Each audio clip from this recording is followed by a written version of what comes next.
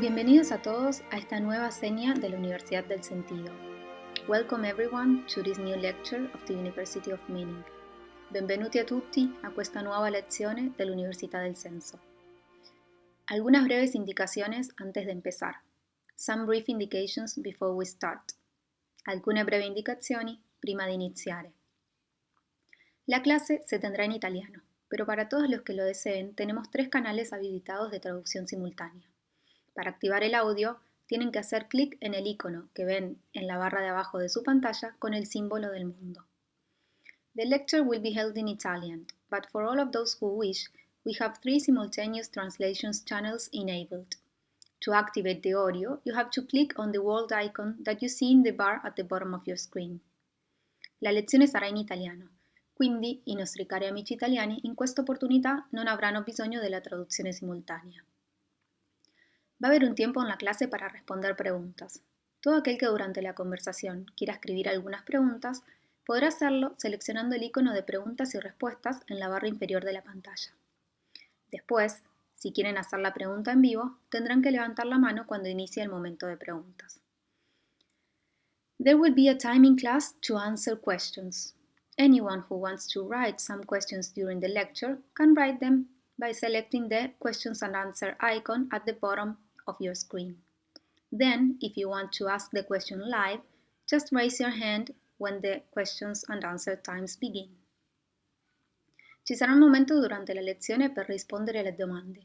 Chi volesse scrivere le sue domande durante la lezione può farlo usando l'icono di domande e risposte che appare nella parte inferiore dello schermo. Quando inizieremo il momento delle domande e risposte, potete rivolgerlo al nostro insegnante dal vivo alzando la mano. Muchas gracias por estar con nosotros hoy. En instantes comenzaremos. Thank you everyone for being here with us today. We are about to start. Grazie a tutti per essere qui oggi. Stiamo per iniziare.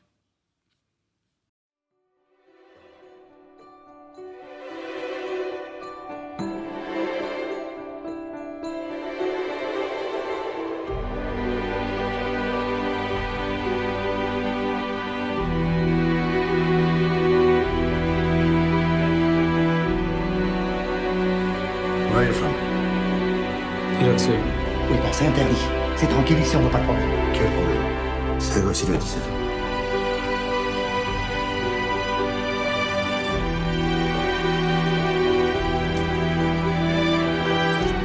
Sans doute.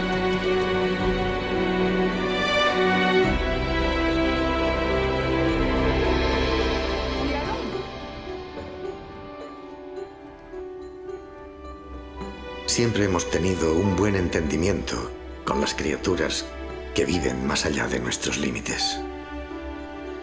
Nosotros no nos adentramos en su bosque y ellos no vienen a nuestro poblado.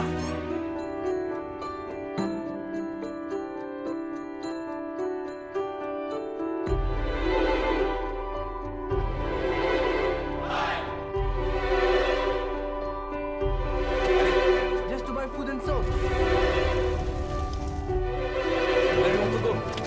England.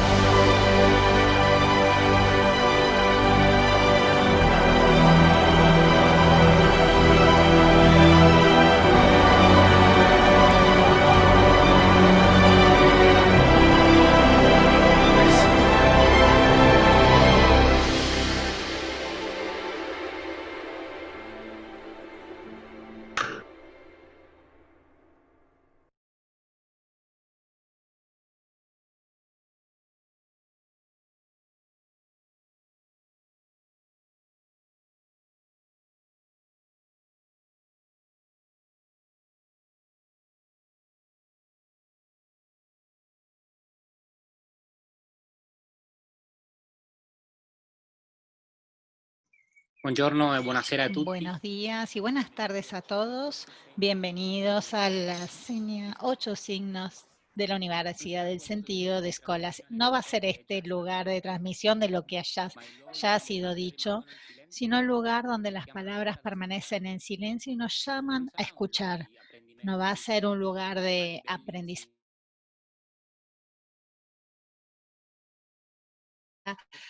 lugar para permanecer, porque Escolas no sueña la educación del futuro, sino la del origen.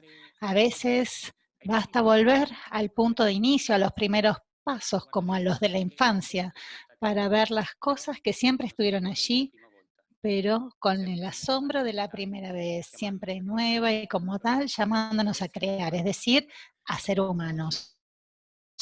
Hoy tenemos con nosotros a alguien que vive así y que permanece cerca a las cosas cuando las mismas nacen y le permiten nacer y crecer en otra dirección.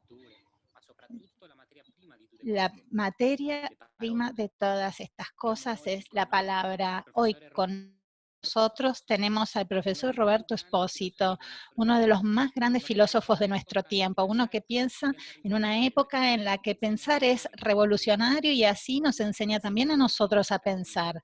La seña de hoy es la comunidad. ¿Es posible, después de tanta historia humana, pensar en el nacimiento de otro tipo de comunidad? Profesor, estos días son de fiesta para los italianos. Para nosotros es una fiesta contar con su presencia. Lo escuchamos. Bien, gracias.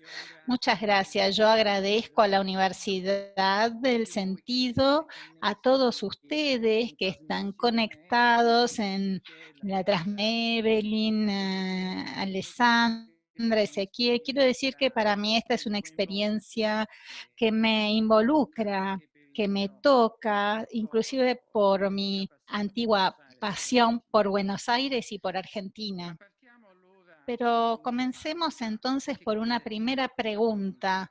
¿Qué es la comunidad? Cuando pronunciamos esta palabra, ¿nos referimos todos a la misma cosa o como comunidad comprendemos cosas diferentes y quizás incompatibles? 20 años atrás, cuando publiqué mi libro sobre la comunidad, Comunitas, comencé justamente con una pregunta sobre el significado original del término comunidad, porque ya en ese momento sobre este término se superponían diferentes modos de pensar y esquemas de pensamiento diferentes y difícilmente asimilables entre sí. Como comunidad se puede además comprender cosas diferentes, la comunidad humana en su conjunto, que incluye a todos los hombres y mujeres, o bien una comunidad política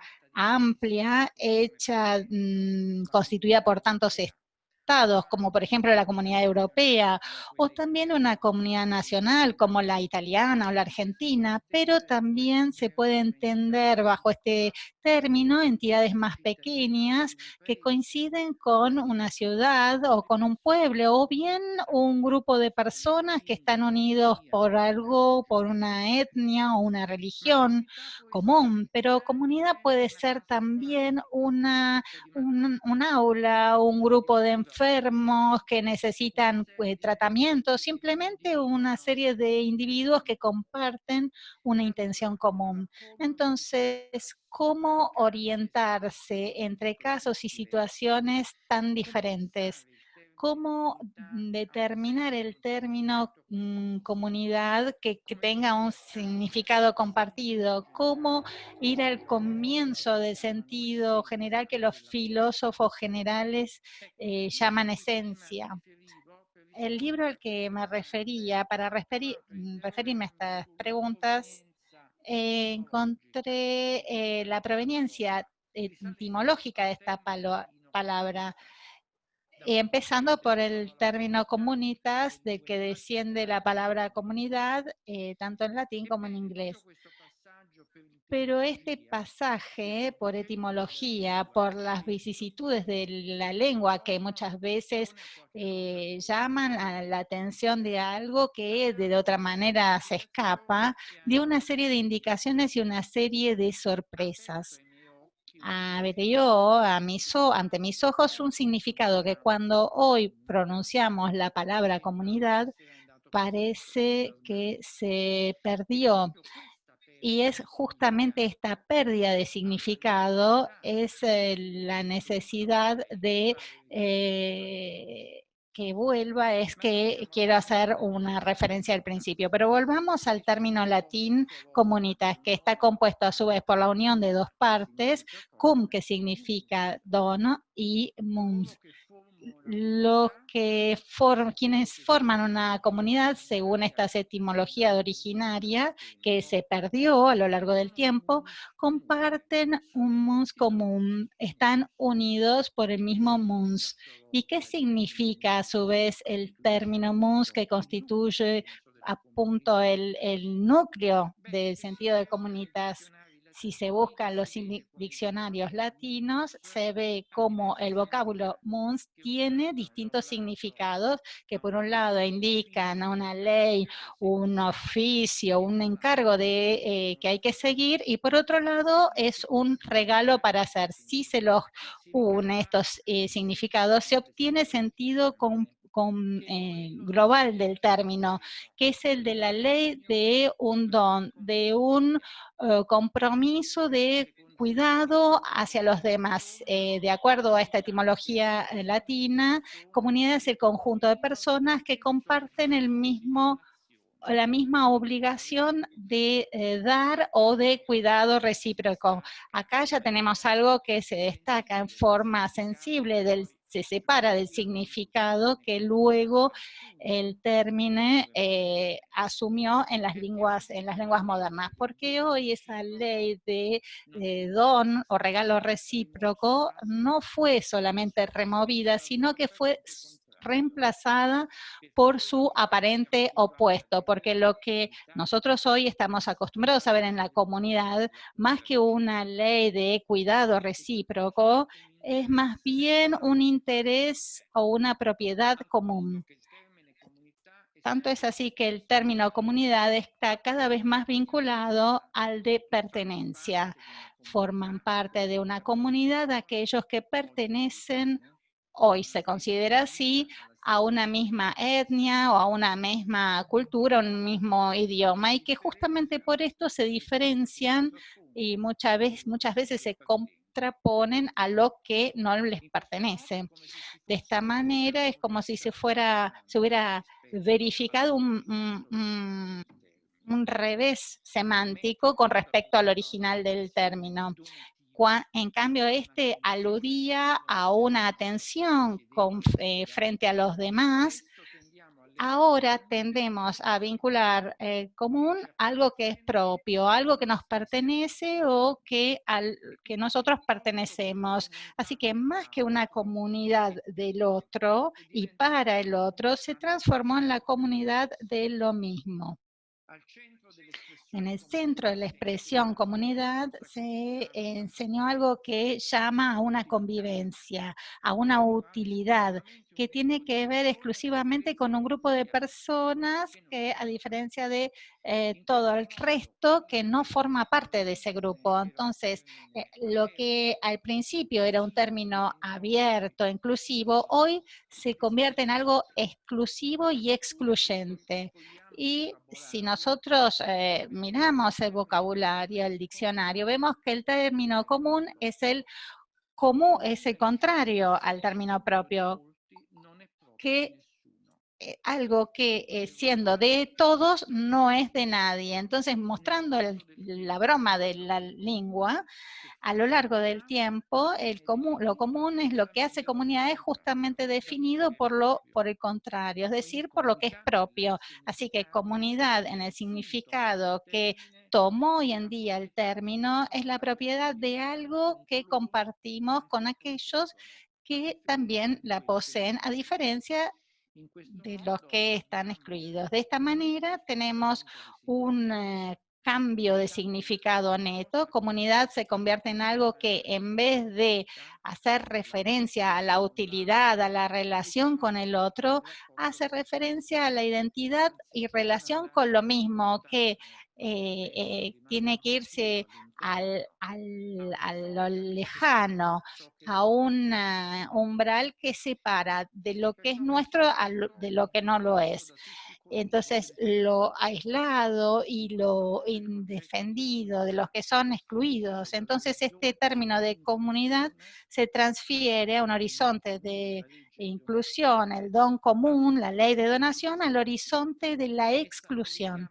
Y ya no llama más a la idea del puente, sino a la idea y la metáfora de uno. El significado que de a poco común es algo exclusivo, que no se comparte con los demás. Este es el sentido prevaleciente que el término hoy ha asumido, y en esa orientación de pensamiento americano que se llama comunitarismo. En base a eso, la comunidad parece una forma cerrada y separada que se encierra en sí misma en función de una determinada identidad cultural, lingüística, en contraste con aquellos que no forman parte de ello porque pertenecen a otra comunidad o simplemente porque no tienen ninguna comunidad.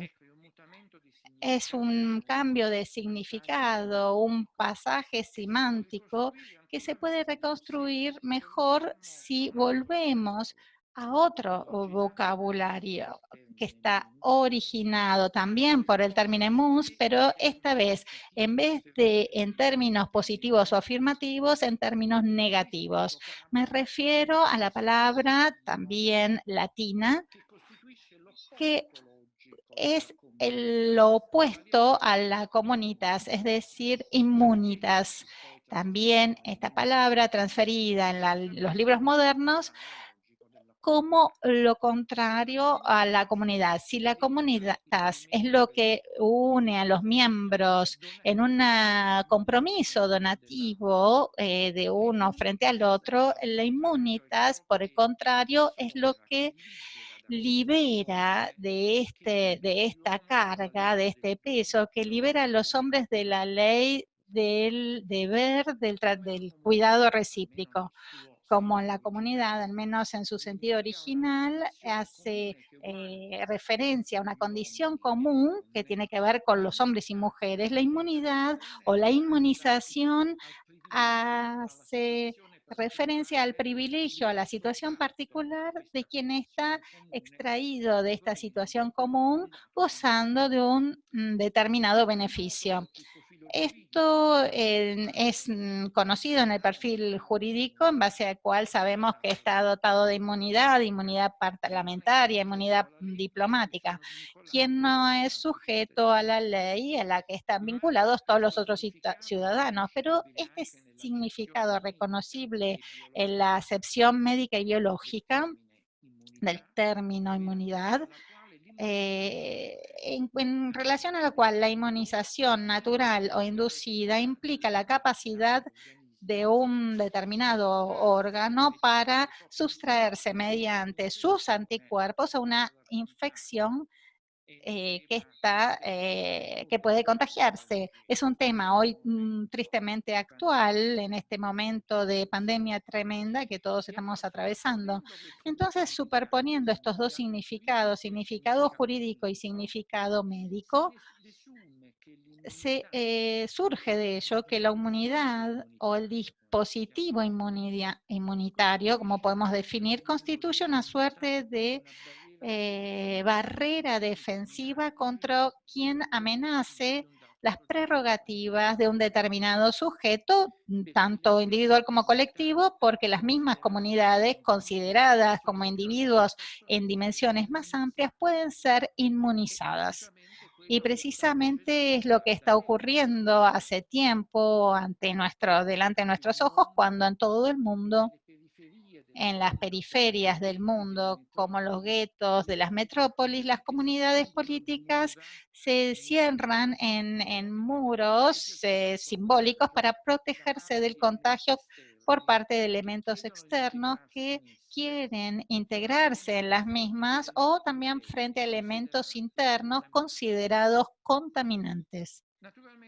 Naturalmente no fue siempre así, no siempre las comunidades políticas se cerraron en sí mismas para evitar un contacto considerado malo con los otros, pero esto ocurrió muchas veces en la historia antigua y reciente, tocando quizás el culmino trágico en la Alemania nazi, en la que los judíos fueron justamente vistos como gérmenes contaminantes que tenían que inmunizarse destruyéndolos. Esto fue un caso particular, claro, pero es lo que puede ocurrir cada vez en que un grupo social, étnico, religioso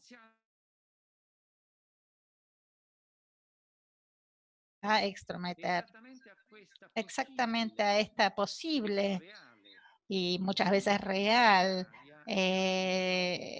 inmunización que aludo cuando hablo de pérdida de la comunidad. Hoy vivimos una pérdida general de la comunidad, es decir, una transformación en clave inmunitaria. Si se recuerda que como justamente antes se decía, el concepto de inmunitas es lo opuesto al de comunitas, se comprende como la inmunización de la comunidad que constituye una suerte de escape de la comunidad de sí misma y se da vuelta en su lugar. Yo tengo la impresión que hoy es hay una multiplicidad de causas, estamos frente a una crecimiento enorme de dispositivos inmunitarios con respecto al pasado. Lo que es un fenómeno que tiene que ver con solamente los ámbitos jurídicos y médicos, se fue extendiendo progresivamente a todos los sectores, el lenguaje de nuestra vida hasta transformarse en, ¿cómo decir?, el punto de coagulación real y simbólica de la experiencia contemporánea. Claro, cada sociedad expresó comprensiblemente una exigencia de autoprotección con respecto a los peligros que le llegaban de adentro y de afuera. Esto vale para el individuo y para la sociedad. Ningún organismo, ni individual ni colectivo, podría resistir sin el subsistema inmunitario que lo proteja de los ataques ambientales. Por ejemplo, el derecho, la policía constituyen dos subsistemas inmunitarios de la sociedad, también el Estado, en fin, es un sistema inmunitario de la sociedad y sin ellos la sociedad no podría sobrevivir frente a todas las incidas que lo amenazan. Sin el sistema de derecho, la sociedad se desmoronaría frente a los conflictos.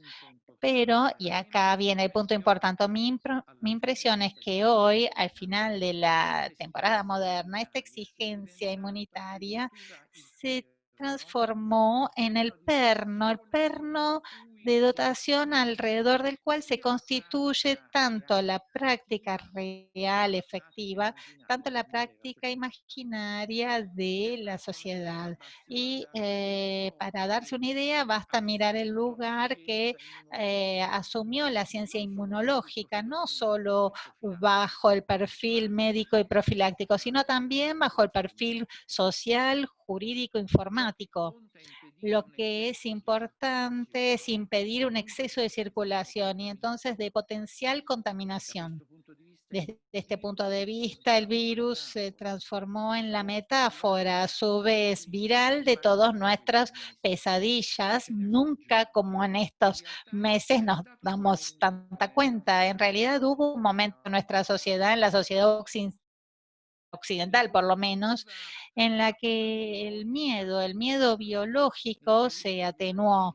Me refiero a los años 50 y 60 del 1900, en el que se difundió la idea de que la medicina antibiótica podía erradicar algunas enfermedades y epidemias endémicas.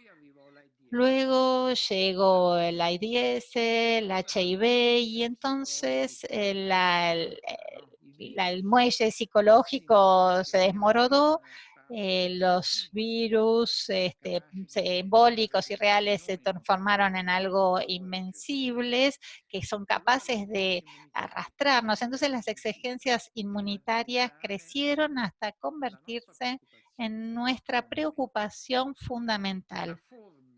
La forma que le estamos dando a nuestra vida, podemos decir, inmunidad, hoy es nuestra forma de vida nueva. Hoy justamente la pandemia de coronavirus, a la que no podemos hacer referencia, lleva este síndrome inmunitario a su punto límite.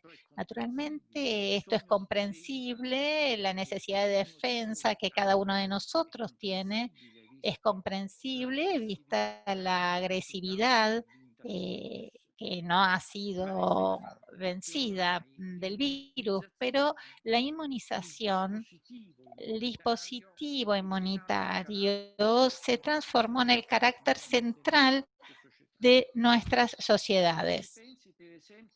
Pensemos, por ejemplo, a las enormes cifras que han dedicado los gobiernos para proteger sus confines, los límites de sus sistemas de comunicación de aquellos que podrían entrar en forma más o menos ilegal dentro de los mismos.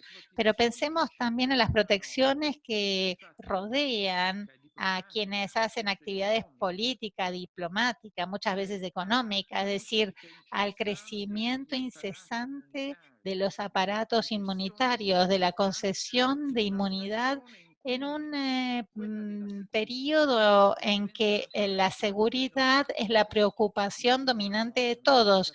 Nosotros vivimos, como sabemos, en una sociedad de la seguridad, es una sociedad securitaria, es decir, de cualquier parte, vemos lo que nos rodea, lo que ocurre en el mundo, desde el cuerpo individual al cuerpo social, del cuerpo político al cuerpo tecnológico. La cuestión de la inmunidad se incidió en todos los recorridos. Lo que es importante es impedir, combatir con cualquier medio la difusión del contagio. El contagio real y el contagio aparente, el contagio efectivo y el contagio simbólico, donde pueda surgir el escritor Ias Canetti, sabemos, sostenía que lo que caracteriza al hombre moderno es incluso el miedo de ser tocado, afectado, del momento que ese contacto y comprendido como lo que pone en peligro a nuestra identidad, que pone en peligro las fronteras cerradas de nuestros cuerpos. Todos nosotros conocemos bien la experiencia de malestar, la sensación de sentirse mal que experimentamos cuando, por ejemplo, en un colectivo, un bus, nos sentimos tocados de alguna manera por alguien. Y entonces damos un paso hacia atrás, ¿no? Saltito hacia atrás para alejarnos de este contacto no querido, hoy cada vez más, naturalmente, como bien sabemos. Y luego pasando del plano individual al plano colectivo, esta exigencia de mucha protección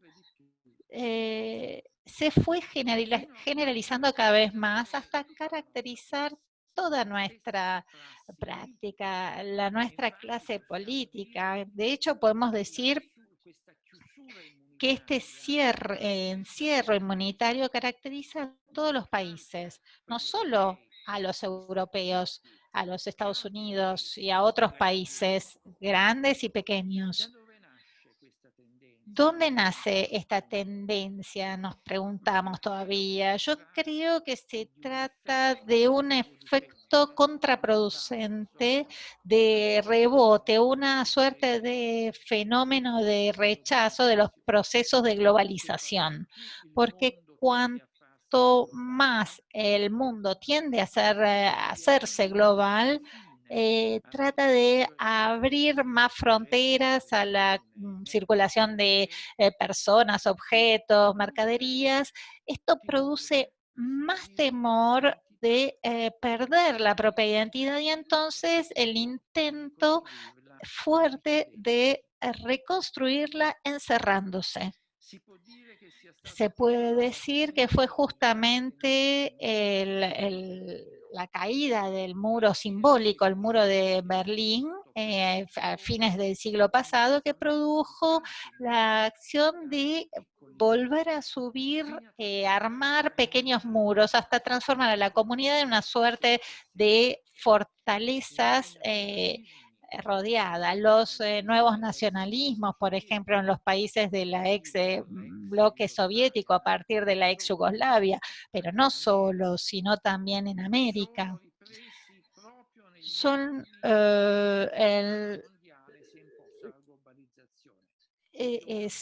hay una conexión fuerte entre globalización e inmunización.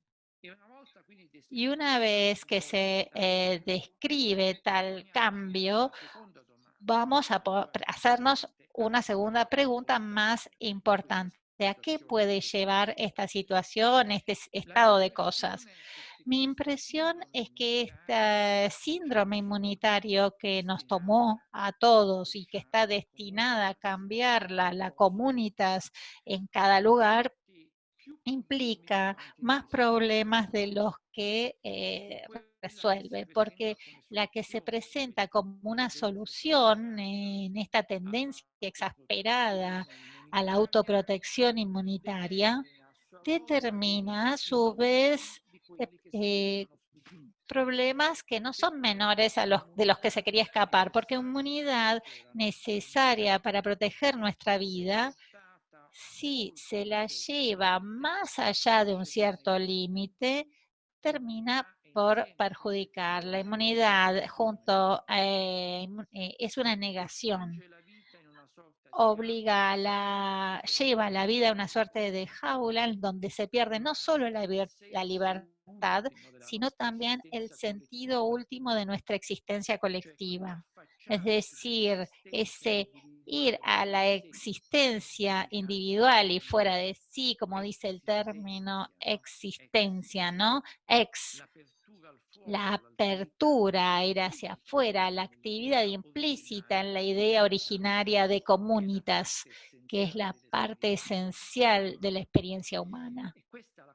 Y esta es la contradicción sobre la que hay que fijar la atención, es decir, lo que protege a nuestro cuerpo individual y social, más allá de un cierto punto, es también lo que impide su desarrollo, que lo hace secarse, y esta antinomia, esta contradicción está contenida en la misma lógica, procedimiento de la inmunización médica. ¿Por qué? Porque sabemos que vacunar a un paciente frente a una enfermedad se coloca en su organismo un pequeño fragmento de esa enfermedad misma, un fragmento que es sustentable, en forma que pueda luego evitar la enfermedad en su ataque mayor. Pero de esta manera, como surge también del doble significado del término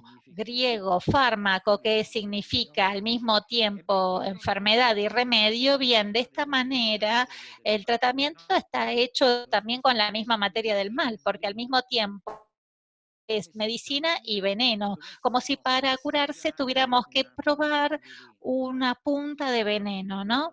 Naturalmente esto no significa que no haya que vacunarse, es más, hay que hacerlo absolutamente, sobre todo en este momento, pero con la lógica justamente de la inmunización implica este elemento negativo, este pasaje de lo negativo. Entonces, si se lleva esta práctica inmunitaria al cuerpo social, se observa la misma contradicción, la misma paradoja, levantar cada vez más el umbral de atención de la sociedad frente al riesgo, como estamos acostumbrados a hacer, significa bloquear el crecimiento de la sociedad, inclusive hacerla ir hacia un estadio inicial. Es como si para adecuar el nivel de protección de la identidad del riesgo, si tuviera que adecuar la percepción del riesgo a la creciente exigencia de protección, ¿no? Si creara un riesgo artificialmente para poder justamente controlarlo. El resto es lo que hacen las compañías de seguros, ¿no? Que para hacer crecer la ganancia, suben el umbral del riesgo, a veces también artificialmente. Esto hace que justamente las compañías de seguros tengan interés a subir el riesgo. Yo vivo en Nápoles y como sabemos, qué sé yo, el riesgo del robo de autos es muy elevado, entonces esto produce un crecimiento de seguros. A veces algunos sospechan que son las mismas compañías de seguros que roban los autos, pero esto es solamente una hipótesis. Naturalmente, las campañas de seguro están interesadas en potenciar este círculo vicioso entre riesgo y protección. Mayor es el riesgo, mayor es la protección y mayor es la ganancia. Y este cortocircuito entre riesgo y miedo, que es lo que está llevando a cumplir el cambio de idea originaria de comunidad. Mi impresión es que estamos tocando un punto, un umbral en, en, en esta recarga recíproca entre protección y peligro real, imaginario, y que corre riesgo de hacer que todo el sistema social colapse. Sabemos hoy que con la pandemia todo tendría que cambiar, muchas cosas tendrían que cambiar. En fin, este riesgo todavía está delante nuestro. Para darnos una idea de este efecto adverso de la práctica inmunitaria, pensemos en lo que ocurre en las enfermedades llamadas autoinmunes, cuando, es decir, el sistema inmunitario es tan fuerte que se dirige contra el cuerpo que tendría que defender, arriesgando de destruirlo. Claro, como se decía, los sistemas inmunitarios son necesarios, pero cuando crecen en forma desmedida pueden provocar daños gravísimos al organismo que deberían, en cambio, defender. Entonces, respecto a esta dinámica autolesiva que se siente desde distintos lugares, la necesidad del volver a la comunidad originaria. Como decía al principio Ezequiel, hay una relación fuerte entre origen y actualidad. Solo el origen da luz a la actualidad, ¿no? Entonces, necesidad de volver a lo que significaba originariamente la comunidad. Pero ¿cómo? ¿Cómo determinar las condiciones de este regresar? ¿Cómo salir del círculo vicioso que describí?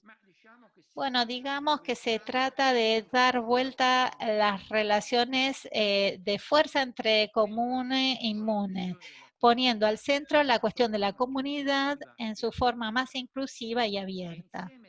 Y juntos separar la protección inmunitaria que es necesaria. Hemos dicho, ningún organismo podría vivir sin los dispositivos inmunitarios, pero separar su protección, su función de protección del síndrome autoinmune, digamos, de la potencia excluyente de algunos dispositivos inmunitarios.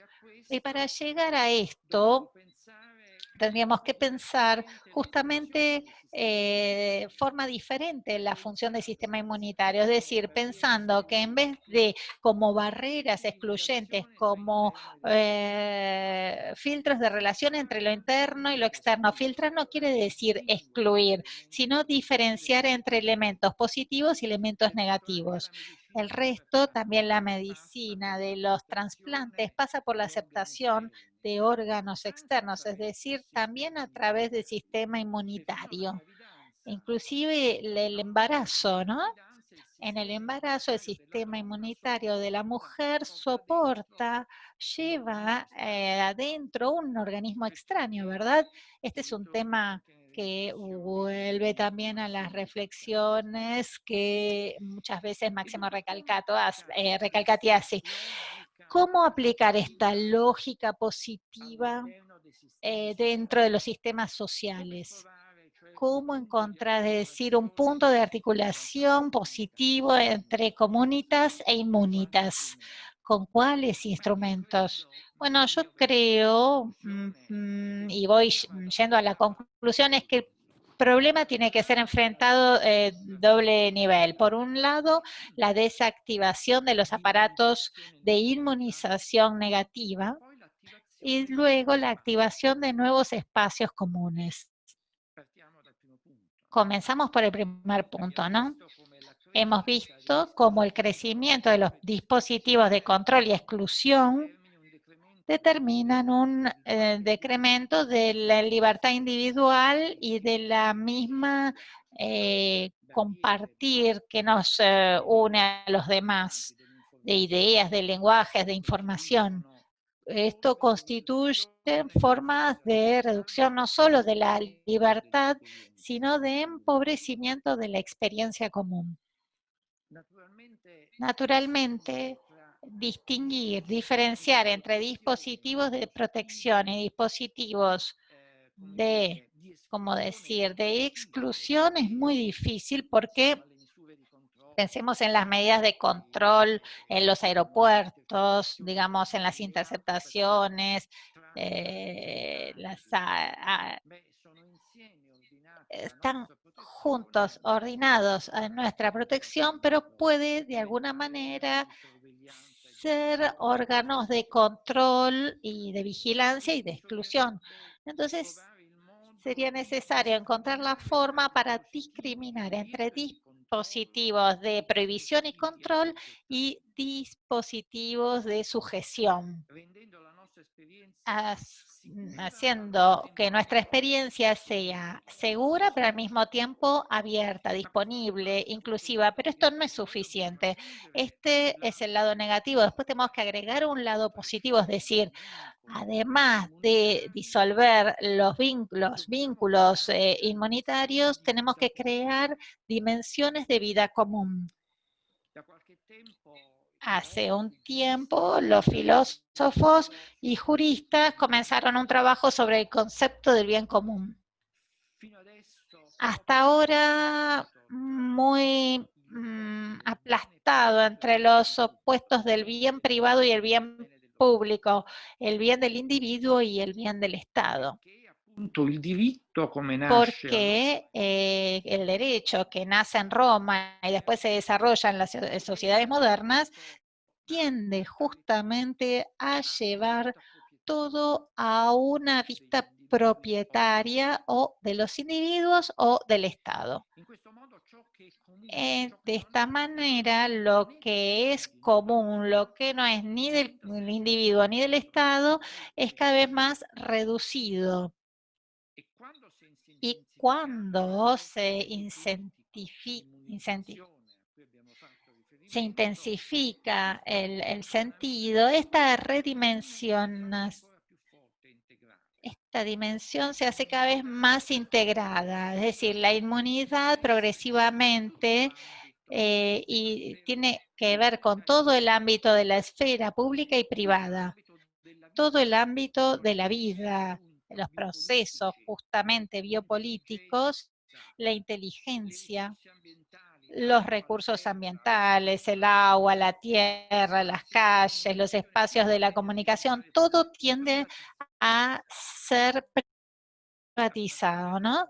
A partir de la modernidad, ya la invención del Estado de una forma de reducción de lo común, ¿no? En cambio, lo que se tendría que hacer tendría que ser reemplazar al modelo de la propiedad, al modelo propietario, el modelo de lujo. Lujo no gasta lo que se usa, sino que permite que luego se use también por otro. Así que la categoría de uso tiene que ser no totalmente reemplazada, pero puesta al lado de la categoría de propiedad. Usar no quiere decir poseer lo propio, sino usarlo, pero que lo puedan usar los demás también. Y del resto, los conflictos que se abrieron en todo el mundo sobre la privatización del agua, de las fuentes energéticas, de las patentes de invención de las industrias farmacéuticas. Pensemos en las batallas que se desencadenan con respecto a la vacuna de COVID. Todo esto está yendo a la dirección de un choque entre intereses propietarios. Sobre esto debe abrirse una batalla. La política está hecha, está hecha también por límites inevitablemente. Problemas de formas que no son estatutos jurídicos, sino formas mentales de pensar lo común, este modelo de lo común, que no es ni público ni privado. Es algo que es muy desconocido, el bien común, y es algo refractario a nuestras categorías conceptuales, que están todas ocupadas, en cambio, por las grillas de los dispositivos inmunitarios. Y sin embargo, la apuesta por el retorno de la comunidad se juega sobre esta posibilidad, sobre la capacidad antes de operar, que de pensar volviendo al origen de la comunidad y a la comunidad como bien originario. Aprovechamos para contarles Gracias. sobre todo, bueno, al mundo de habla hispana. Veo que hay muchas preguntas escritas en español. Contarles que van a poder pasar levantando la mano, alzando la mano, van a poder pasar a hacer la pregunta directamente al profesor Roberto Espósito. Así que recuerden, alzando la mano vamos a tener la posibilidad de hacer venir a algunos de ustedes a poder preguntarle directamente a Espósito la pregunta, porque leer, seguramente leamos una o dos, en cambio presencialmente van a poder hacer otras, varias. Así que veo a Luca, Giselle, Alejandra, Jessica, y los invito a levantar la mano para pasar a hacer su pregunta. Sí. Iniciamos con una toma. Entonces, Roberto, comenzamos con una pregunta de las que fueron escritas. Yo voy a hacer la traducción y luego vamos a invitar a alguien para que la haga directamente viéndose cara a cara y escuchando la voz. Entonces, acá hay alguien que pregunta, la obligación hoy no tiene una linda imagen, tiene mala prensa. ¿Cómo se puede volver a presentar en la cultura actual una comunidad entre obligación y libertad? ¿Cuál sería la relación entre obligación y libertad? ¿Cómo se podría presentar esto en una cultura como esta? Bueno, yo pienso que la noción de libertad tiene una importancia muy fuerte como para poder citarla, pero también la noción de obligación tiene una importancia esencial. Pienso que una pensadora que yo aprecio mucho, que es Simone Weil, que sostiene que es necesario mirar a la sociedad no tanto desde el punto de vista de los derechos, sobre lo que nos corresponde, sino desde el punto de vista de la obligación. Por ejemplo, toda la cuestión de la inmigración, que en Italia se habla muchísimo, pero imagino que también donde viven ustedes, hay que enfocarla no tanto desde el punto de vista de cuáles son los derechos de los migrantes a entrar, porque este es un tema complejo, ¿verdad?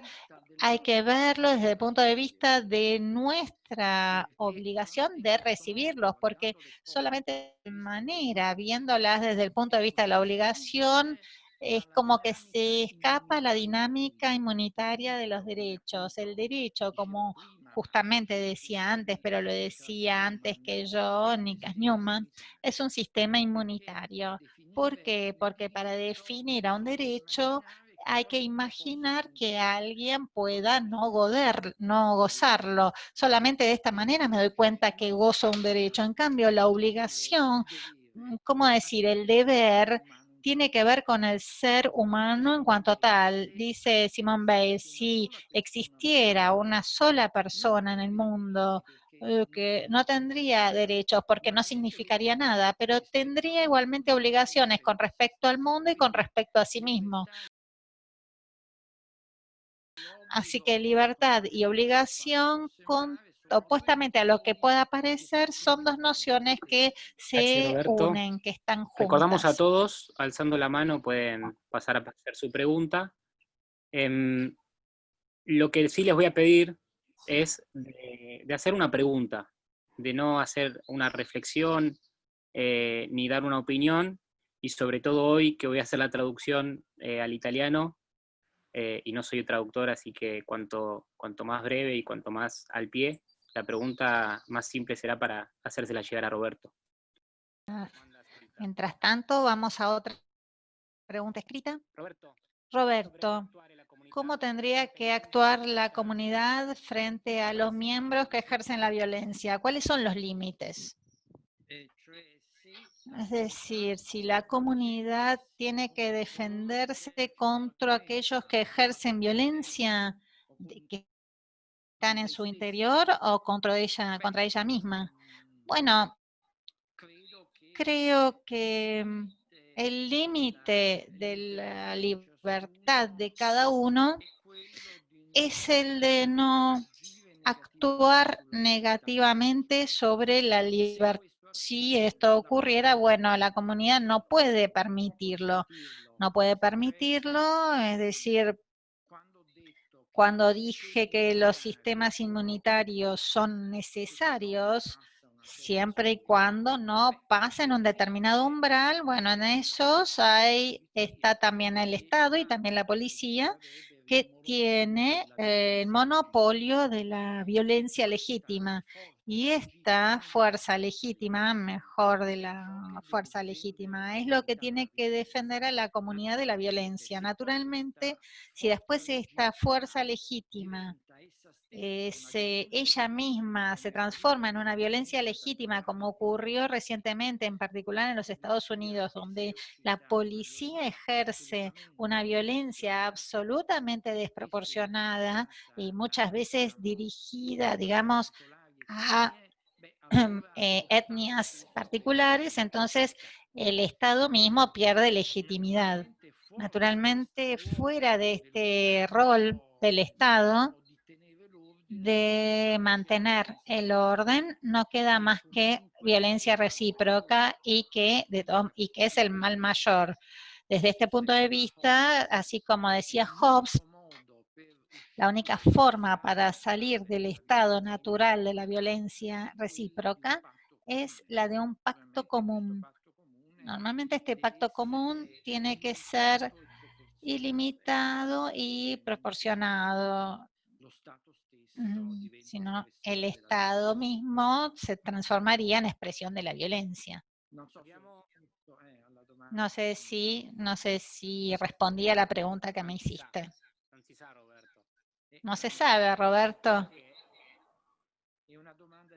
Porque es una pregunta difícil cuando se llama en juego la cuestión de la violencia y de la respuesta a la violencia, pero hay que tener el coraje de dar el valor de dar una respuesta a esto. Sí, luego se buscan los límites como si fueran visibles y al final tenemos con nosotros a Marina Méndez. Marina, buen día. Hola, Roberto.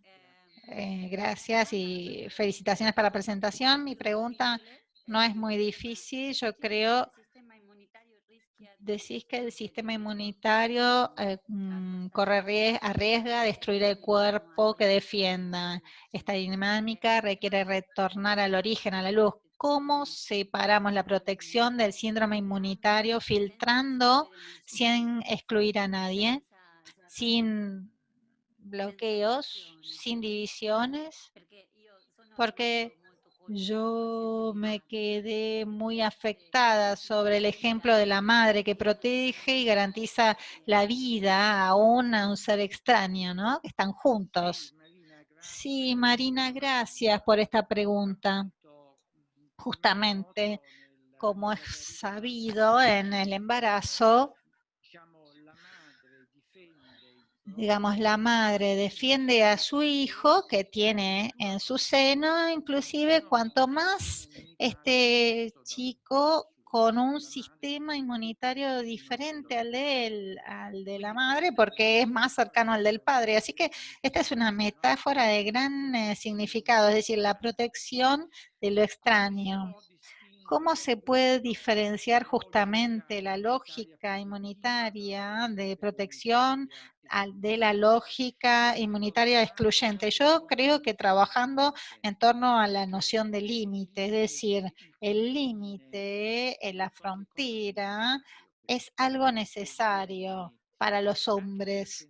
También para pensar, ¿no? Hay que pensar siempre con respecto a un posible, digamos, a un punto de contraste. Lo negativo es necesario, como decía Hegel. No se puede imaginar una vida, una existencia que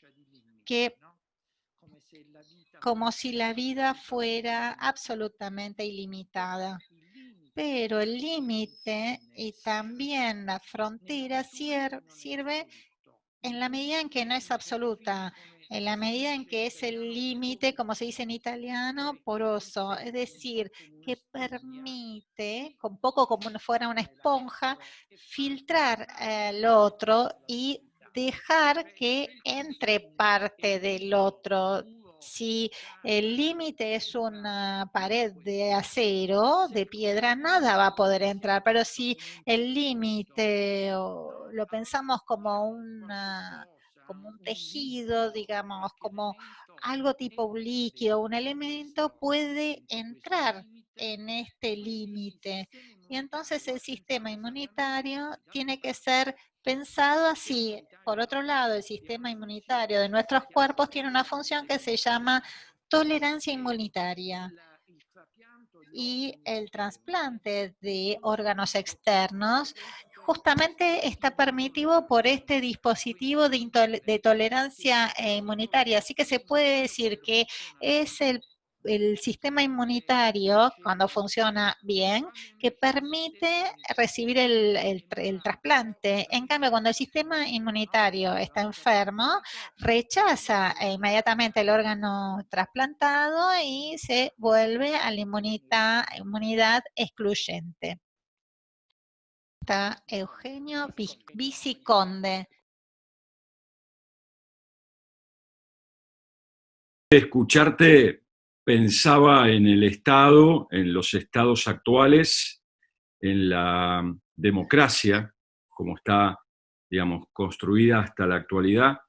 Y la pregunta sería, ¿qué transformaciones tendría que haber justamente en los estados actuales, en la organización de los estados y en las democracias, como hoy se están viviendo en gran parte del mundo, para poder, digamos, dar lugar a este sentido de comunidad, digamos, más abierto y más integrado, digamos, conviviendo con la globalización, pero recuperando también las identidades, lo local, etc. Gracias, Eugenio.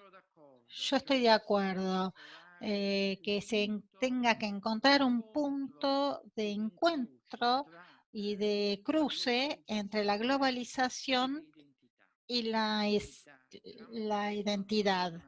Ahora tienen forma de estados, es decir, que creo que una sociedad, digamos, un mundo solamente dividido contrapuestos, no puede resistir. Por el resto, el mismo hecho de la pandemia nos demuestra que, por un lado, los límites estatales no son suficientes, por ejemplo, frente a un virus, y por otro lado, así como todas las defensas frente al virus, a partir de la investigación y búsqueda de una vacuna, tienen que ser hechas en forma común. No puede un solo Estado lograrlo. Así que la globalización es algo de lo que no se vuelve atrás, pero por otro lado no puede existir tampoco un mundo totalmente globalizado, sin delimitaciones internas, sin identidades internas, porque ¿qué sería? ¿Sería un mundo enteramente globalizado? Estaría entregado al primado de la economía, porque lo que ama a lo global es el flujo financiero o a la tecnología. Tecnología y economía sirven en ambas, entendámonos, pero limitadas por lo política. Y la política necesita también, no digo, relaciones entre identidades, entre organizaciones estatales, comunitarias, tales como para dar a sus habitantes también su identidad. Vean, en la filosofía contemporánea, sobre todo en las últimas décadas, se fue mucho contra el concepto de identidad, y justamente porque cuando la identidad se transforma en identidad étnica, cultural, excluyente, tiene que ser desmantelada, pero hay que pensar que, como decir, que para que exista una diferencia, para que se pueda hablar de diferencia, tiene que haber también una identidad, porque no puede haber diferencia si no hay identidades. En lógica, en filosofía, el concepto diferencia e identidad no se excluyen, sino que son complementarios. Así que transferimos esto mismo que estoy diciendo al plano político. También en este caso es necesario un mundo globalizado en el que no desaparezcan las diferencias. Son naturalmente fórmulas fáciles para decir, pero difíciles para realizar. Pero, en fin, yo vivo en Europa, y en Europa justamente en la Unión Europea logrará avanzar si se concibe como una unidad de diferencias, sin abolir ni la unión, ni la unidad, ni las diferencias. Gracias, Roberto. Gracias, Roberto. Tenemos Abbiamo también a Verónica. Verónica. Verónica, buen Buen día. día. Te pedimos si podés encender la cámara, encender el micrófono para poder escuchar tu pregunta. Buen día, gracias. Mi pregunta iba relacionada a la que ya se acaba de contestar, porque estamos trabajando también aquí en América del Sur el tema del Estado y la incorporación de las propuestas de buen vivir y las propuestas en cuanto a derecho también de la comunidad y cómo traer esto a nivel de constitución de países. Entonces va relacionado porque estamos trabajando mucho también desde las autonomías comunitarias y desde las comunidades ancestrales de los pueblos originarios, ese sentido de comunidad para retomar dentro de las constituciones. Entonces iba vinculada a la pregunta anterior, pero ya se ha respondido en mayor parte, ¿no?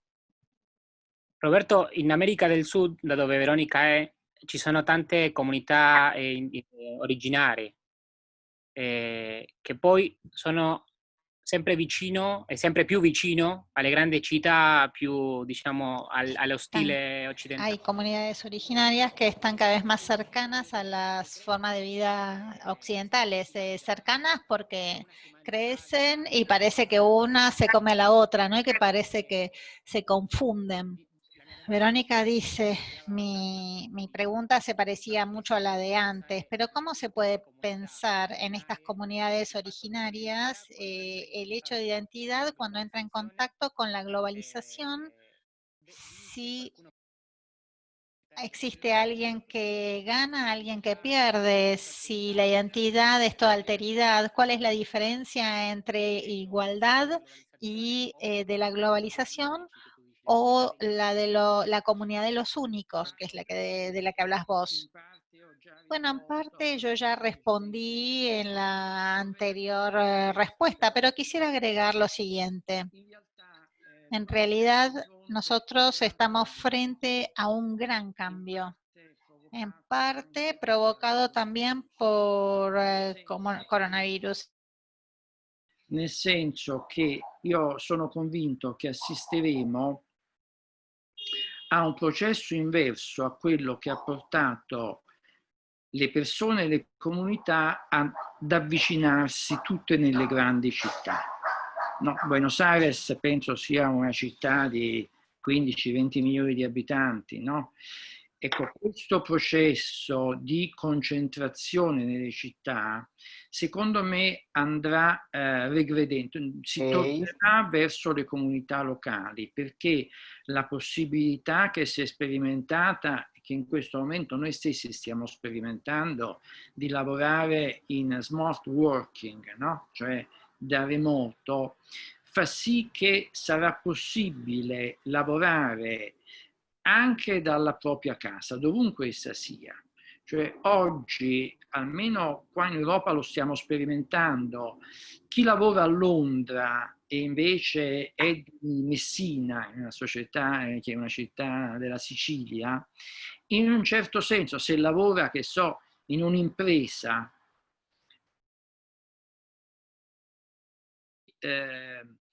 di casolari nelle campagne. Perché? Perché internet consente di non stare tutti ammassati nelle grandi città. Quindi questo, naturalmente, intendiamoci, le città Lo mundial también simbólico, extraordinario, histórico, ¿no? La sociedad moderna fue hecha por las ciudades, entonces yo estoy muy vinculado a las ciudades, yo no me iré nunca a vivir al campo personalmente porque necesito la ciudad, ¿no? Dicho esto, pero las generaciones más jóvenes están atraídas por el campo, por la ciudad o por las comunidades más pequeñas, porque se vive mejor, porque no hay congestión. Naturalmente, estos son fenómenos que tienen que ser relanzados, ¿no? Y balanceados, no es que equilibrados, no se puede pasar de toda la ciudad a ninguna ciudad, pero probablemente la organización futura de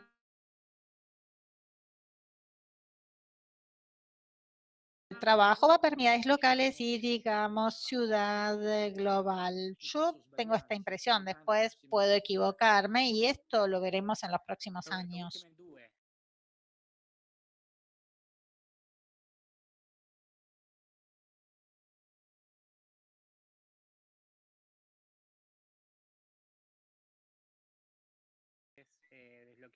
Kenai, por favor, desbloquea el micrófono, así escuchamos tu pregunta.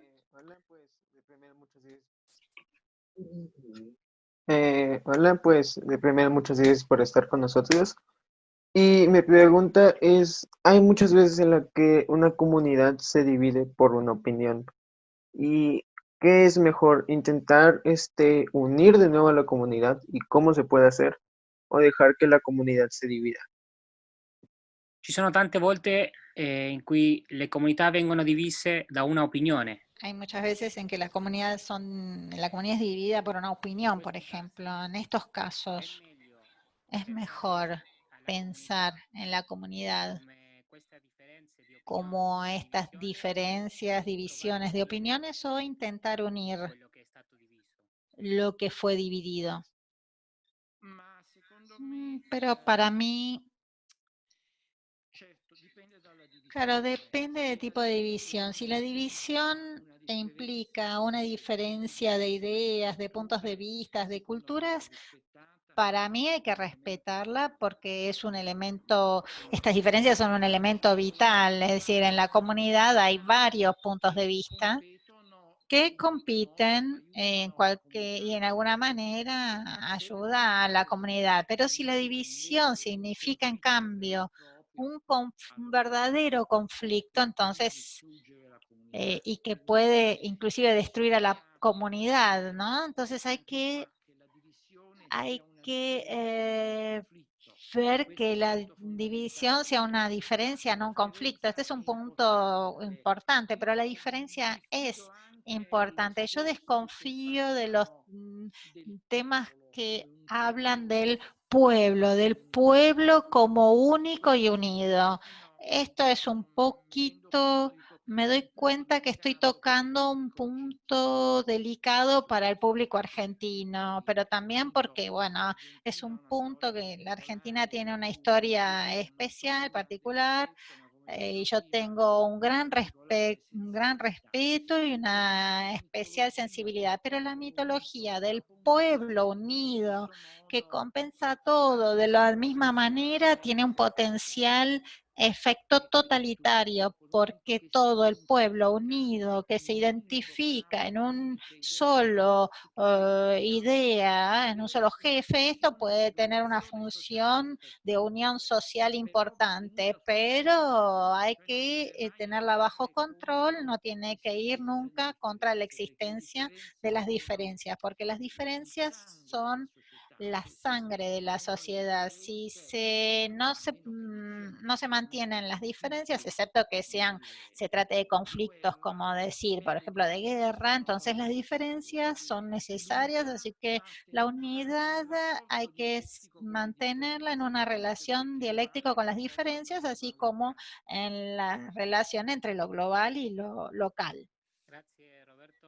Gracias, Roberto. Y última pregunta, tenemos con nosotros a Alejandro Lamberti. Profesor, ¿cómo se puede exorcizar el miedo difundido en las sociedades, que en el subsuelo de todas estas antinomias entre inmunidad y comunidad existen?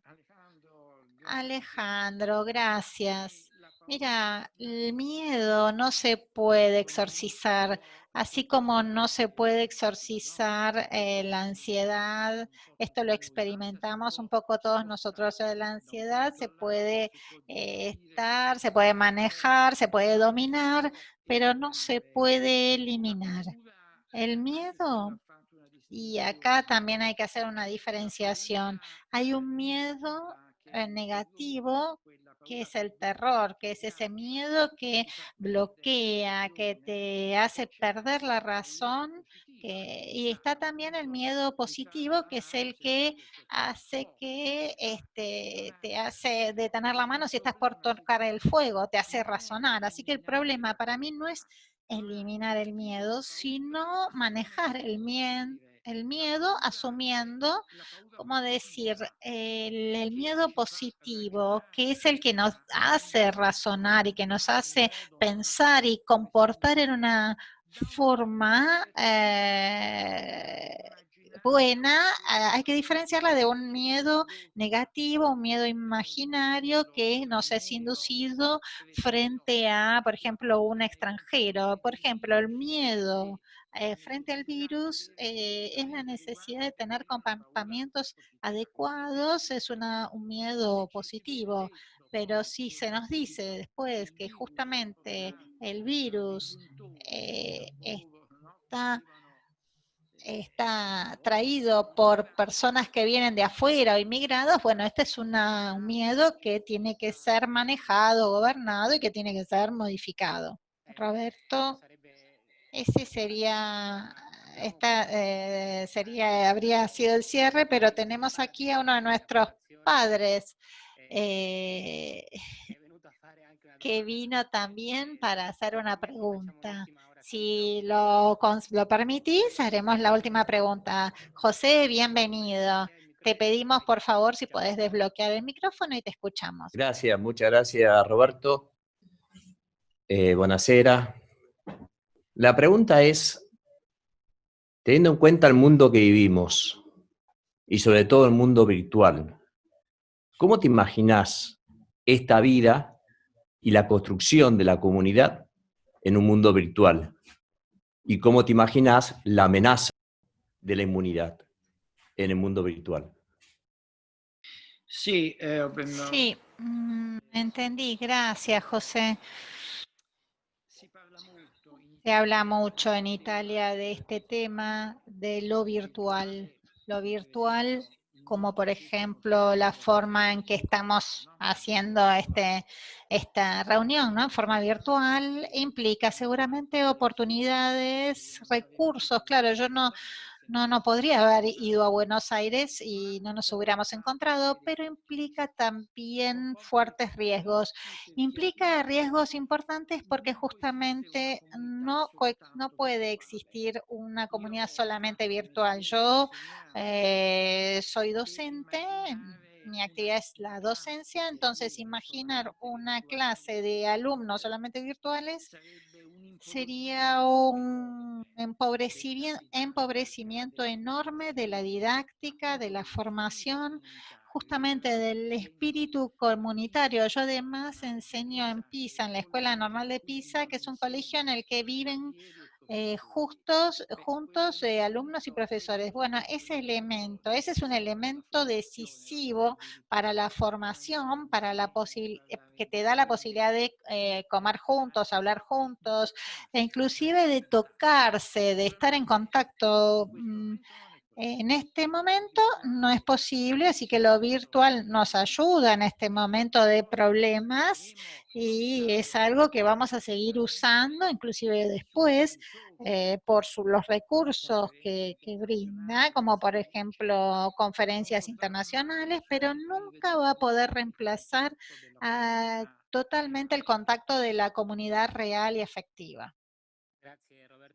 Gracias, Roberto. Ahora sí, vamos a invitar a todos a repetir uno de nuestros rituales, ritos que se crean en esta comunidad llamada Scolas, que tiene que ver con la pregunta de qué te pasó, qué sentiste en un mundo de igualdad total, donde parece que la información es la misma para todos, que la forma de comprender es uno solo. Quizás la experiencia nos hace volver a ese lugar donde cada uno es diferente, donde uno es único. La experiencia como particular, esta es la pregunta particular, es la pregunta de la diferencia, es la pregunta de la experiencia. Aquí tenemos abajo, en el chat, tenemos la posibilidad de entrar en un link. Tenemos el link del Padlet que nos va a llevar a una especie de pared donde podemos escribir ¿qué tepa? No queremos informaciones, no queremos reflexiones, queremos el sentido que se creó escuchando a Roberto Espósito. Así que los invitamos a todos con una música durante 5 minutos. Il sentido che si creò nell'incontro. Venire qua e scrivere il senso che si è creato ascoltando Venir queste parole. acá y escuchar el sentido que se creó escuchando estas palabras.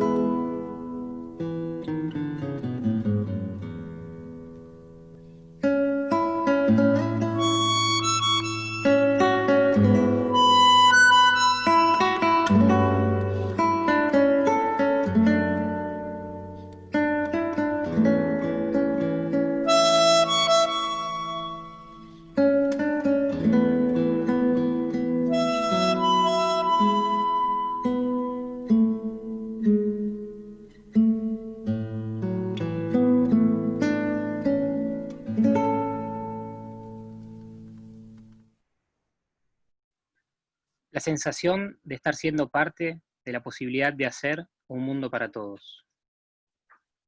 La sensazione di essere parte di un nuovo mondo per tutti. Esta seña me enrostró amorosamente la necesidad de construir nuevas identidades a partir de límites porosos. Comunitas es lo que nos vincula, no lo que nos conecta simplemente. Vínculo es conocerse en la alteridad. Gracias por la clase, profesor Espósito. Extraño vivir en comunidad, vivir conectada con los otros. Tuve la sensación de que podemos generar comunidades donde las diferencias se puedan alojar. Comunidades donde aprendamos unos de otros. Desafío de poder rescatar el originario significado de comunidad. No dejemos que pierda el sentido y la presencia del otro.